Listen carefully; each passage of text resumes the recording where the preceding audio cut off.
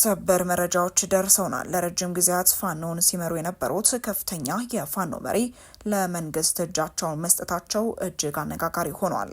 አዲስ አበባ የገቡት የፋኖ መሪው የገጠማቸው ምንድነው? እንዴት እጃቸውን ሰጡ? ከፋኖ ቤት እየተሰማ ያለው ሾልክ የወጣ ጉዳይ ምንድነው?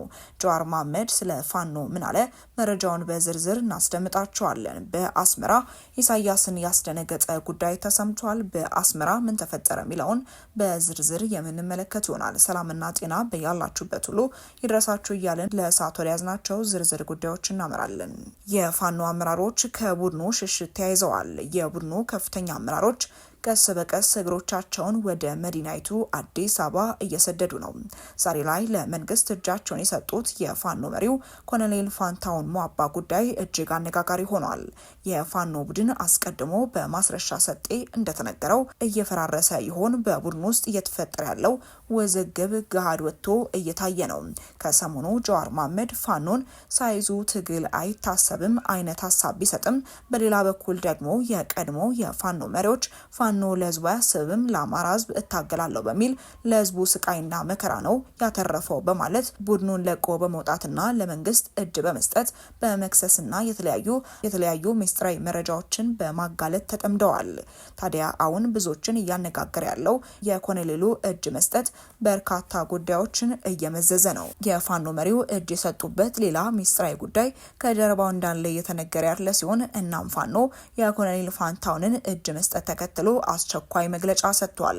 ሁለቱ የቀድሞ የፋኖ መሪዎች በየፊናቸው እጅ ሰጥተው አዲስ አበባ መክተማቸው ከፋኖ ቤት ድብቅ ስጋት ያሳደረባቸው ጉዳይ እንዳለ በስፋት አስተያየት እየተሰጠበት ነው። አመራሮቹ ያላንዳች ምክንያት በተከታታይ ከናጋሮቻቸው እጅ አይሰጡም እየተባለም ሲሆን ጉዳዩ በአነጋጋሪነቱም ቀጥሏል። ከቀናት በፊት እውቁ ፖለቲከኛ አቶ ጀዋር መሐመድ የአማራ ክልልና ፖለቲካ በፋኖ እየተመራ ነው፣ ፋኖ ሽፍታ አይደለም፣ ፋኖ ማለት አማራ ነው፣ የአማራ ፖለቲካ በኢትዮጵያ መንግስት ስልጣን ውስጥ የለም፣ ኢትዮጵያ ከእንግዲህ ያለ ፋኖ ምንም ናት፣ የኢትዮጵያ መንግስት በፋኖ ተሸንፏል ሲሉ ከቢቢሲ አፋን ኦሮሞ ጋር በነበራቸው ቃለ መጠይቅ መናገራቸው በስፋት ሲነገርም ነበር። ነገር ግን ዛሬ ላይ የፋኖ ቤት ውስጥ በከፍተኛ አመራሮች መካከል ከባድ ውስጣዊ ጥልና ሽኩቻ እንዳለ በራሳቸው በቡድኑ አመራሮችና አባላት እየተነገረ መሪዎቹም ለመንግስት በይፋ እጃቸውን እየሰጡ ነው። ከዚህ ቀደም በወጡ ሪፖርቶችም ፋኖ ህወሓትና ሻዕቢያ በድብቅ ጥምረት እየፈጠሩ እንዳለ የተገለጸም ሲሆን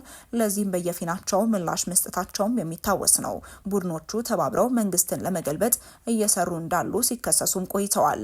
ይህንንም በቅርቡ እጅ የሰጡት የፋኖ መሪው ማስረሻ ሰጤ እያንዳንዷን ሚስጥራዊ መረጃ በማጋለጽም እውነታውን አፍረጥርጠዋል። እናም ዛሬም ኮሎኔል ፋንታውን ሟባ በዚሁ ምክንያት ከቡድኑ ስለመውጣታቸው በስፋት እየተነገረ ነው። በኢትዮጵያ መከላከያ ሰራዊት ውስጥ የኛና 21ኛ ክፍለ ጦር አዛዥ የነበሩትና በኋላም የፋኖ ቡድንን በመቀላቀል በሽምቅ ውጊያ ስልጠናና በሽብር ተግባራት ላይ ተሰማርተው የቆዩት ኮሎኔል ፋንታውን ሟባ ዛሬ ከነሙሉ ትጥቃቸውና አጃቢዎቻቸው ጋር እጃቸውን ለመከላከያ ሰራዊት መስጠታቸው እየተነገረ ነው።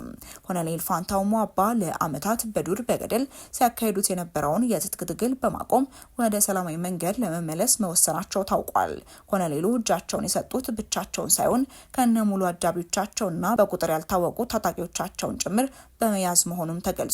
በአሁኑ ሰዓት ኮሎኔል ፋንታውን በሄሊኮፕተር ተጭነው በመምጣት አዲስ አበባ እንደሚገኙና በዚያም ማስረሻ ሰጤ እንደተቀበላቸው የተለያዩ በሶሻል ሚዲያው ላይ የሚዘዋወሩ ምስሎችም በግልጽ ያሳያሉ። ይህ ውሳኔ በአማራ ክልል ዘላቂ ሰላም እንዲሰፍንና በሽምቅ ውጊያ ውስጥ ያሉ ሌሎች ታጣቂዎችም ወደ ሰላማዊ መንገድ እንዲመለሱ ትልቅ አርአያነት ይኖራል ሲሉ ያነጋገርናቸው አስተያየት ሰጪዎችም ገልጸዋል። ከፍተኛ ወታደራዊ ልምድ ያላቸው አመራሮችም ወደ መንግስት መመለሳቸው የሽብር ቡድኑን ወታደራዊ አቅም በእጅጉ የሚያዳክም ነው። መንግስት ለታጣቂዎች የሚያቀርበውን የሰላም ጥሪ በተግባር ውጤት እያመጣ መሆኑን የሚያሳይ ማረጋገጫም እንደሆነ በስፋት እየተነገረለትም ይገኛል። ታዲያ የፋንታውንን ለመንግስት እጅ መስጠትን ተከትሎ ፋኖ በአስቸኳይ መግለጫ በማውጣት እግድ ማስተላለፉንም አስታውቋል። ፋኖ በመግለጫው የአማራ ፋኖ አንድነት እየተጠናቀቀ በሚገኝበት በዚህ ወቅት የአፋድ ማዕከል በስሩ የሚገኙ ሁሉም የጠቅላይ ግዛት እዞች ራሳቸውን ከሰርጎ ገቦችና ከጸረ ፋኖ አንድነቶች እንዲያጸዱ በተላለፈው መመሪያ መሰረት እዛችን በጎንዮሽ ጥልቅ ግምገማ አድርጎ የተለያዩ ውሳኔዎችን አሳልፏል። በዚህ መሰረት ለኮሎኔል ፋንታው ሟባ ካለው የኃላፊነት ቦታ እንዲነሳና እንዲታገድ ስለመወሰኑም ገልጿል። ስለዚህም ኮሎኔል ፋንታው ሟባ በየትኛውም እንቅስቃሴ ላይ እዛችንን ሆነ ድርጅታችንን የማይወክል መሆኑን እናሳውቃለን ሲል ከአማራ ፋኖ ወሎ ጠቅላይ ግዛት እዝ የተሰጠው መግለጫም ይጠቁማል። ሌላው አነጋጋሪው ጉዳይ ደግሞ በአስመራ የተሰማው ዜና ነው። ይህ ዜና ለኢሳያስ ዱብዳ ሆኖባቸዋል። የአሜሪካ መንግስት በፕሬዝዳንት ዶናልድ ትራምፕ አስተዳደር ስር በኤርትራዋ ዋና ከተማ አስመራ የሚገኘውን ኤምባሲዋን በጥር ወር መጨረሻ ላይ ሙሉ በሙሉ እንደምትዘጋ በይፋ አስታውቃለች።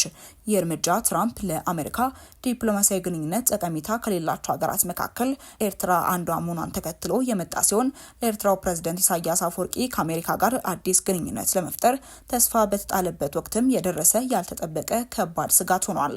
የአሜሪካ መንግስት ይህን ውሳኔ ለመወሰን የተገደደው በትራምፕ አስተዳደር ኤርትራ በነበራት አቋም ምክንያት መሆኑን ተመላክቷል። ፕሬዝዳንት ትራምፕ ከዚህ ቀደም በይፋም ሆነ በውስጥ ለውስጥ ጉዳዮች ላይ ጥርስ ከነከሱባቸው ሀገራት መካከል ኤርትራ አንዷ ነች ሲሉም ተደምጠዋል።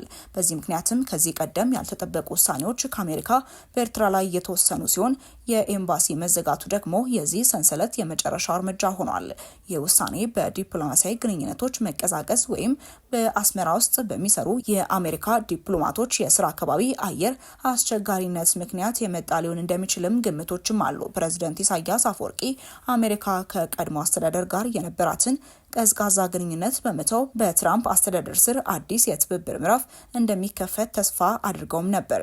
የኤምባሲው መዘጋት ውሳኔ ግን የተስፋቸው ከንቱ መሆኑን የሚያሳይ በጣም አስደንጋጭ እርምጃ ሆኖባቸዋል። በአስመራ የሚገኘው የአሜሪካ ኤምባሲ የኤርትራን ዓለም አቀፍ ግንኙነትና የሰብአዊ መብት ጉዳዮችን ለመከታተል ቁልፍ ሚና የነበረው ሲሆን መዘጋቱ የፕሬዝዳንት ኢሳያስን መንግስት ከዓለም አቀፉ ማህበረሰብ የመገለል አደጋን ሊያባብስ እንደሚችልም ይታሰባል። ይህ እርምጃ በኢትዮጵያና በአሜሪካ መካከል ያለው ግንኙነት እጅግ ጠንካራና የላቀ ደረጃ ላይ መድረሱን በግልጽ የሚያሳይ ምልክት ተደርጎም ተወስዷል። በዲፕሎማሲው መድረክ በከፍተኛ ደረጃ እየገሰገሰች ላለችው ኢትዮጵያ የአሜሪካ ከአስመራ የመውጣት ውሳኔ በአካባቢው ቀጠና ውስጥ ያላትን የዲፕሎማሲ ክብደት ከፍተኛ ድል መሆኑን ያመላክታል። የአሜሪካ የዲፕሎማሲ እንቅስቃሴ ከኤርትራ ወደ ኢትዮጵያ በይበልጥ ማተኮሩ ለአዲስ አበባ ትልቅ ፖለቲካ ትርፍ ያስገኝላታል ተብሎም ይጠበቃል። አሜሪካ ኤምባሲዋን በአስመራ የመዝጋት ውሳኔዋ በቀጠናው የዲፕሎማሲ አሰላለፍ ላይ ትልቅ ለውጥ የሚያመጣም ነው።